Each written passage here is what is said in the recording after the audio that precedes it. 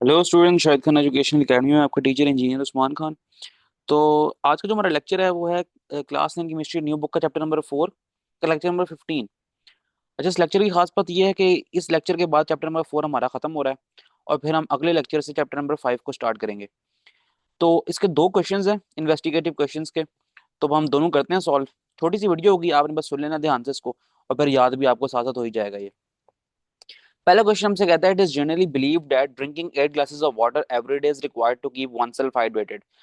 अगर आपको खास तौर पे अगर बात की जाए ना गर्मियों की, तो गर्मियों में ना ये एक जनरल सी एक बात समझी सोची जाती है कि अगर हम दिन के 8 गिलास पानी पी लेंगे तो हम अपने आप को ना अच्छे से हाइड्रेटेड रख सकेंगे। ठीक है, हमें हमारे अंदर पानी की कमी नहीं होगी और जो वाटर की जो रिक्वायरमेंट है ना बॉडी की, वो आप फुलफिल कर लेंगे 8 गिलास पानी पीने से।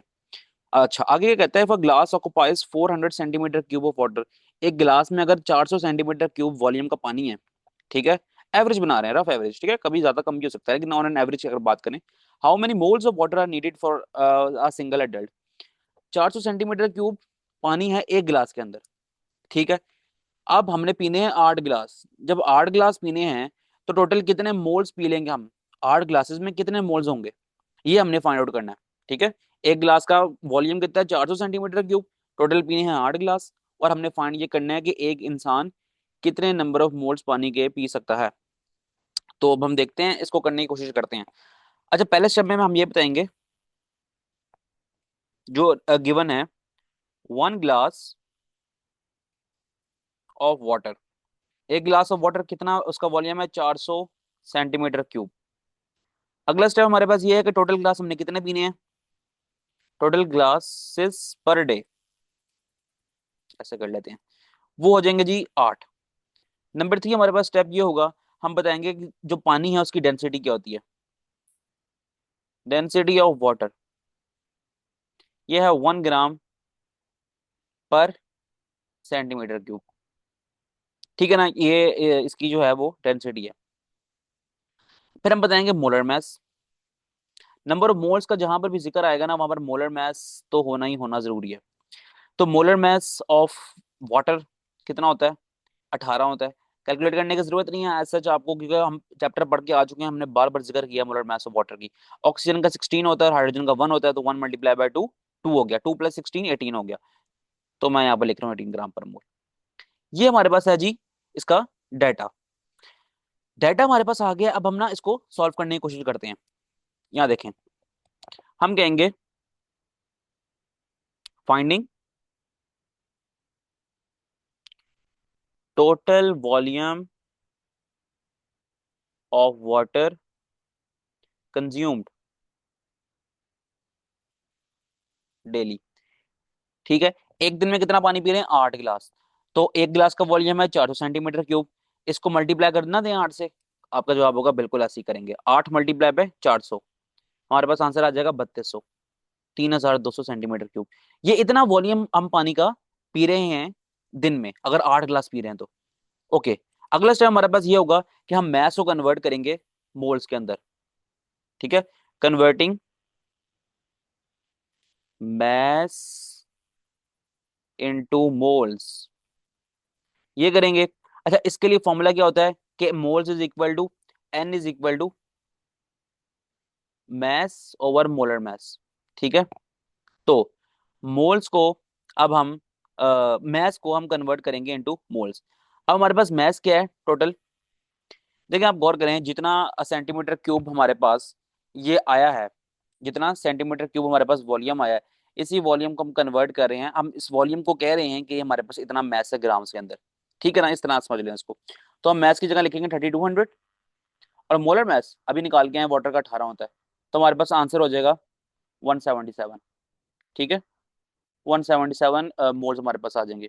तो एन इज इक्वल टू 177 आ जाएगा हमारे पास, ये हमारे पास नंबर ऑफ मोल्स आ गए।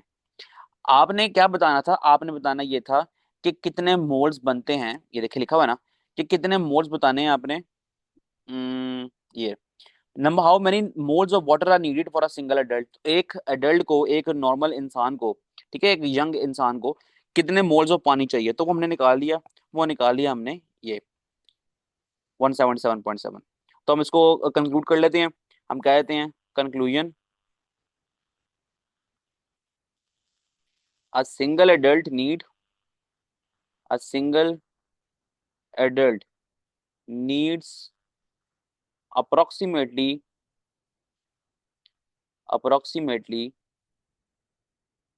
178 मोल्स। ठीक है, 177.7 था, आप ये लिख लें, अप्रोक्सीमेटली करके लिखना तो 178 मोल्स लिखना है। ठीक है, वाटर पर डे भी लिख सकते हैं ना, moles water, moles of water, ठीक है, ऐसे लिख लें पर डे। चलो जी, खत्म। ये था जी हमारा आसान सा सवाल। अब हम चलते हैं अगले क्वेश्चन की तरफ। The chemical formula of sand is SiO2। तो सैंड का ना केमिकल फॉर्मूला SiO2 होता है, लेकिन ना इस केमिकल फॉर्मूले में छोटा सा मसला है, वो भी मसला डिस्कस करते हैं हम क्या है। But the sand does not exist in the form of discrete molecules like H2O। देखो मसला यहाँ पर पता क्या आ रहा है, मसला ये आ रहा है कि हमारे पास, हमने जिस तरह वाटर की बात करते हैं, वाटर एक डिस्क्रीट मॉलिक्यूल के तौर पे पाया जाता है, सेपरेट सेपरेट मॉलिक्यूल्स के तौर पे पाया जाता है वाटर। ठीक है, तो हम हर हर मॉलिक्यूल को निकाल लेते हैं, उसकी कंपोजिशन चेक करते हैं, पता लगता है कि इसमें दो हाइड्रोजन के आइटम्स हैं और एक ऑक्सीजन का आइटम है। लेकिन सिलिका जो कि सैंड होता है, उसमें ये मसला है। उसमें मसला ये है कि SiO2 हम सैंड का फॉर्मूला लिख तो रहे हैं, लेकिन इसमें इस तरह हरगिज नहीं है कि एक सिलिकॉन है उसके साथ ना दो ऑक्सीजन अटैच हैं। ठीक है, ये इस तरह नहीं है।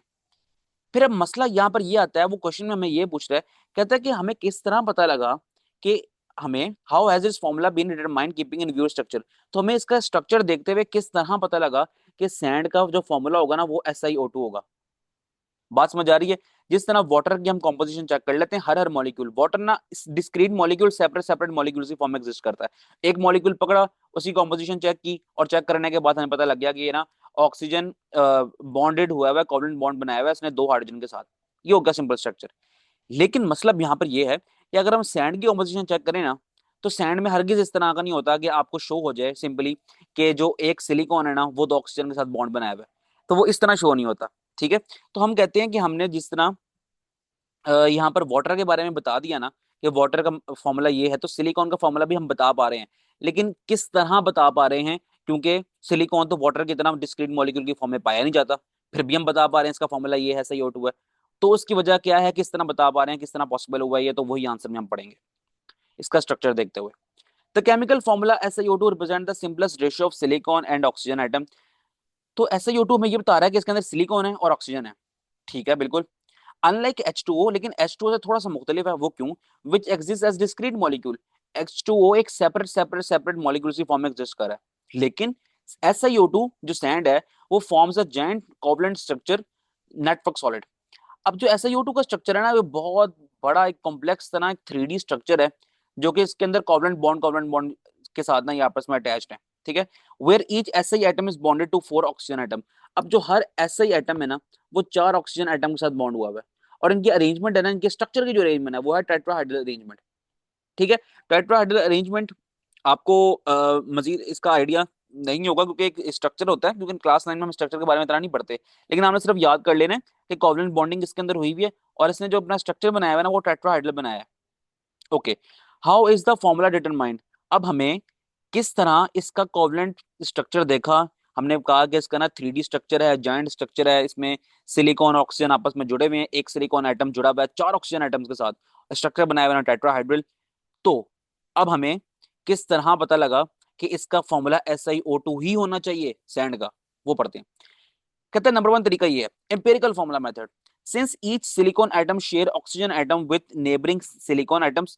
क्या आप कहता है कि ना सिलिकॉन एटम ना शेयर कर रहे हैं ऑक्सीजन एटम्स को। ठीक है, the overall ratio of silicon to oxygen in the structure simplify to 1:2 leading to the formula SiO2। तो कहता है कि अगर हम ना एक पूरा स्ट्रक्चर देखें ना, जिसमें बेशुमार हमें ना सिलिकॉन ऑक्सीजन नजर आएंगे, जिसमें एक सिलिकॉन एटम ने 4 ऑक्सीजन एटम को घेरा हुआ है इस तरह, ठीक है, सराउंड किया हुआ है 4 ऑक्सीजन एटम ने, 4 silicon atom is bonded with 4 oxygen atom. ठीक है, कि सिलिकॉन एटम है उसके इर्द गिर्द ना 4 ऑक्सीजन एटम है।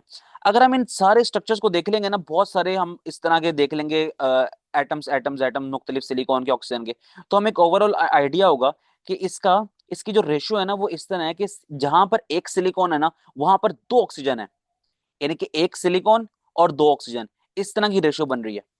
बात समझने की कोशिश करें, जिस एरिया में एक सिलिकॉन है उसी एरिया में दो ऑक्सीजन है। ठीक है, ये होता है एम्पिरिकल फॉर्मूला एनालिसिस। हमें एवरेज निकाली है हमने, एक पूरे स्ट्रक्चर के अंदर बहुत बड़ा स्ट्रक्चर था, उसमें अंदर से हमने एवरेज निकाली है कितने सिलिकॉन है और कितने ऑक्सीजन है। तो हमारे पास जो रेशो ऑब्टेंड हुई है ना वो 1:2 ऑब्टेंड हुई है, जहां पर एक सिलिकॉन होगा और दो ऑक्सीजन होगा।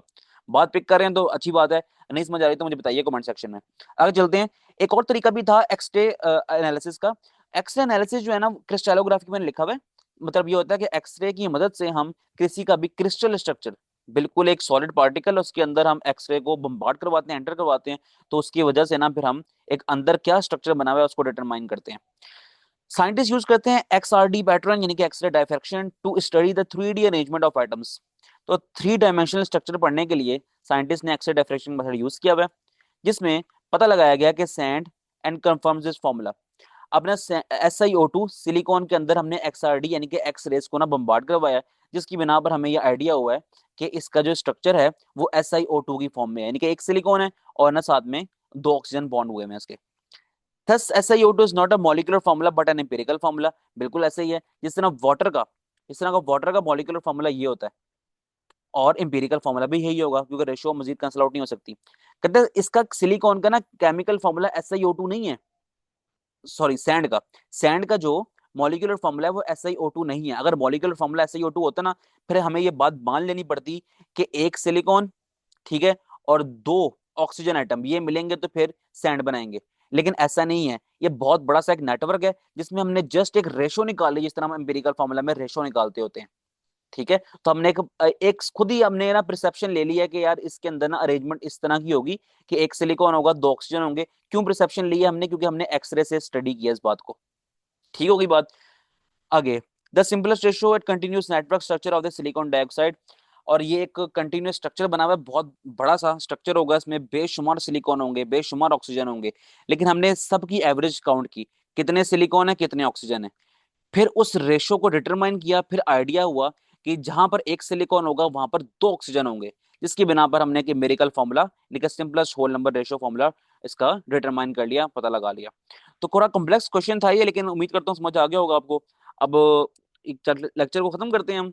अब एंड स्क्रीन पर आपको शो हो रहे होंगे कुछ लिंक्स, जिसमें इसी चैप्टर के MCQs का लिंक होगा एक, इसी चैप्टर के शॉर्ट क्वेश्चंस का लिंक होगा, इसी चैप्टर के कंस्ट्रक्टिव रिस्पांस क्वेश्चन का लिंक होगा, और साथ साथ आपको एक लिंक शो हो रहा होगा सब्सक्राइब बटन का।